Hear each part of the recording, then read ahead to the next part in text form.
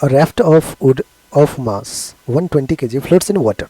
The weight that can be put on the raft to make it just sink should be. बच्चों देखिए, एक raft है initially और float कर रहा है जिसका मास गिवन है 120 kg, floats in water, water पे फ्लोट कर रहा है। कह रहा है कि the weight that can be put on the raft to make it just sink. Just sink मतलब बच्चों, जब आप इस पर कुछ वेट पुट कर दोगे, कोई body of mass m put कर दोगे, तो इसमें ऊपर लग रहा होगा बायन फोर्स और नीचे क्या लग रहा होगा, मास ऑफ रैफ्ट प्लस जो आपने मास लेट से कैपिटल एम ले लेता हूँ इनटू जी।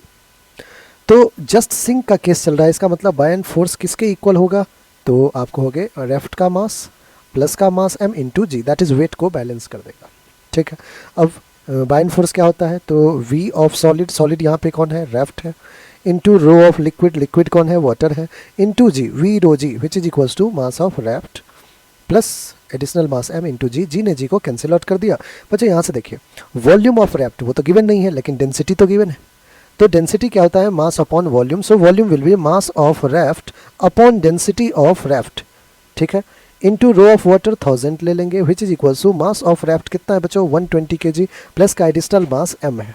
ठीक है, यहाँ भी अपन क्या करते हैं, मास ऑफ रेफ्ट को पुट कर देते हैं 120 अपॉन डेंसिटी ऑफ रेफ्ट कितना है 600 इंटू 1000, तो इंटू 1000 कर लेते हैं which is equals to 120 plus m, जो कैंसिल आउट हो रहा है उसको कैंसिल आउट कर देते हैं, 0 0 0 और 0 कैंसिल, 6 1 जा 6 2 जा, तो 2 इंटू 10 यहाँ पे, सॉरी एक और 0 होना चाहिए था, 3 0 वाटर का डेंसिटी, तो 200 minus 120 is equals to mass m, so mass m will be 80 kg। Mass m कितना हो जाएगा 80 kg, जो कि हमारा ऑप्शन नंबर ए है और ए ही हमारा बिल्कुल